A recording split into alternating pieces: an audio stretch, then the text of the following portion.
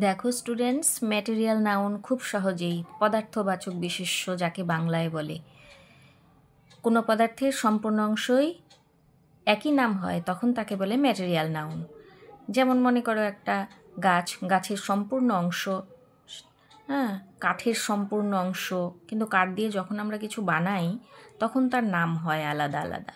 কিন্তু পুরো কাঠটার সম্পূর্ণ অংশ, সেই গাছের যে পুরো অংশটা, সেটাই হচ্ছে ম্যাটেরিয়াল মানে পদার্থ।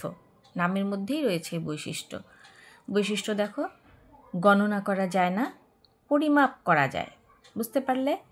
যেমন ওয়াটার গোনা যায় না, কিন্তু 1 লিটার 2 লিটার এরকম করা যায়, মাপা যায়। মিল্ক, টি, আয়রন, প্লাস্টিক এটসেট্রা, ইত্যাদি। তাহলে ম্যাটেরিয়াল নাউন সহজেই বুঝে নাও, খুব সহজে।